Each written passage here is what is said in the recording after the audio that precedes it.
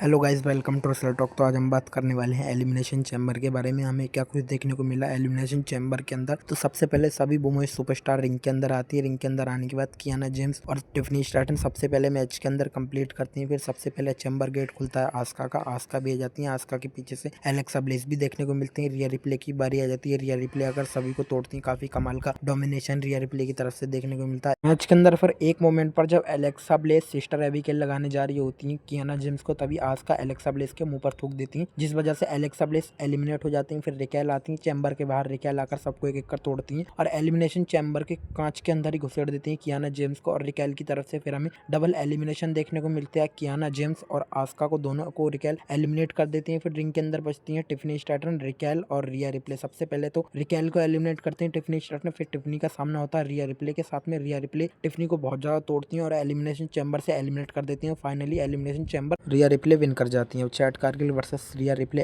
WrestleMania के अंदर देखने को मिलने वाला है, जो कि ज्यादा कुछ खास होने नहीं वाला है मेरे हिसाब से, क्योंकि दोनों ही बंदियां अभी इस टाइम पर WWE के अंदर एज अ बेबी फेस काम कर रही हैं। अगला मैच आता है फिर एलिमिनेशन चैम्बर के अंदर AJ Lee versus Becky Lynch Intercontinental championship, जहां पर सबसे पहले तो बेकी लिंच एक किस देती हैं एजे ली को। एजे ली किस लेकर बहुत ज्यादा खुश हो जाती हैं और एजे ली की किस्मत तो देखो, जब से एजे ली का रिटर्न हुआ तब से लेकर एजे ली 3 मैचेस के अंदर ही कंप्लीट कर पाए, जिसके अंदर सामने उनके अपोनेंट हर बार बेकी लिंच हुई और बेकी लिंच को हर बार उन्होंने टैप आउट से हराया। और इस मैच के अंदर भी बेकी लिंच को टैप आउट करवाकर एजे ली फाइनली इंटरकॉन्टिनेंटल चैंपियन बन जाती है। नेक्स्ट मैच आता है फिर शो के ऊपर Finn Balor versus CM Punk WWE title match, जहां जजमेंट डे के किसी बंदे की इंटरफेरेंस नहीं होती। फिन बैलर अकेले ही सीएम पंक को रिंग के अंदर रिंग के बाहर बहुत ज्यादा तोड़ते हैं। फिर भी सीएम पंक अपना टाइटल सक्सेसफुली फिन बैलर के अगेंस्ट में रिटेन कर लेते हैं। फिर टाइटल रिटेन करने के बाद दोनों के बीच दोस्ती भी हो जाती है, दोनों के बीच हैंडशेक भी देखने को मिलता है। फिर लास्ट में जिलेबी कूदती कूदती सीएम पंक के पास में पहुंच जाती है। आगे फिर शो के ऊपर हमें मिस्ट्री बॉक्स खोलते हुए निकोल्डिस और एडम पियर्स देखने को मिलते हैं। उसके अंदर से एक चूतिया बाहर आता है, जिसके बारे में ज्यादा बात ना की जाए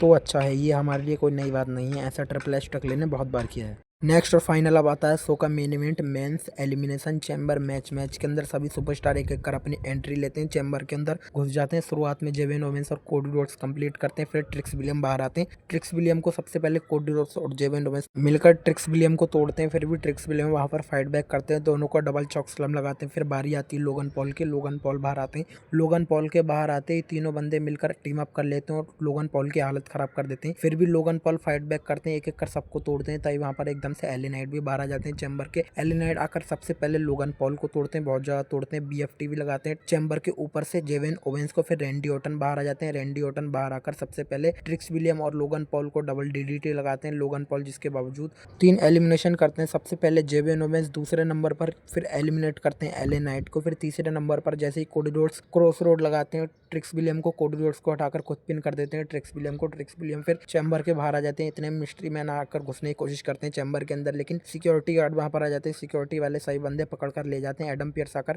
मास्क उतार देते हैं मिस्ट्री मैन का, जो कि एक चूतिया होता है। इतने में सब जा रहे होते हैं। इतने में पीछे से एक और मिस्ट्री मैन रिंग के अंदर घुस जाता है, जो कि लोगन पॉल को एक तगड़ी सुपर किक मारता है और एक सेथ रॉलिंस के स्टाइल में स्टॉम्प भी लगाता है। कोडी रोड्स मौके का फायदा उठाकर लोगन पॉल को पिन कर देते हैं। मिस्ट्री मैन खुद को रिवील करता है, जो कि खुद सेथ रॉलिंस होते हैं और सेथ रॉलिंस को देखकर पॉल हेमन की फट जाती है। पॉल हेमन का चेहरा देखने लायक होता है। लास्ट में फिर चैम्बर के अंदर रैंडी ऑर्टन कोडी रोड्स बचे होते हैं। इतने में ड्रू मैकिंटायर आ जाते हैं। ड्रू मैकिंटायर आकर कोडी रोड्स के ऊपर अटैक कर देते हैं। फिर कोडी रोड्स को सेव करते हैं रैंडी ऑर्टन। ड्रू मैकिंटायर को आरक्यू लगाते हैं। ड्रू मैकिंटायर को फिर कोडी रोड्स भी क्रॉस रोड लगाते हैं। इतने में कोडी रोड्स को भी एक तगड़ी आरक्यू मार देते हैं रैंडी ऑर्टन और पिन करके फाइनली एलिमिनेशन चैम्बर विन कर जाता है। रेसलमेनिया के अंदर हमें Drew McIntyre versus Randy Orton देखने को मिलेगा। फिर कहानी में ट्विस्ट आता है, बैक स्टेज जाकर निकोल्डिस ड्रू मैकिंटायर और कोडी रोड्स के बीच मैच सेट कर देते हैं नेक्स्ट स्मैकडाउन के ऊपर ही। तो आप लोगों को क्या लगता है, हमें रेसलमेनिया के अंदर Drew McIntyre versus Randy Orton देखने को मिलेगा या Randy Orton versus Cody Rhodes? तो दोस्तों आज की वीडियो यहीं तक थी। अगर आप लोगों को वीडियो पसंद आई है तो वीडियो को लाइक करके चैनल को सब्सक्राइब कर दीजिएगा।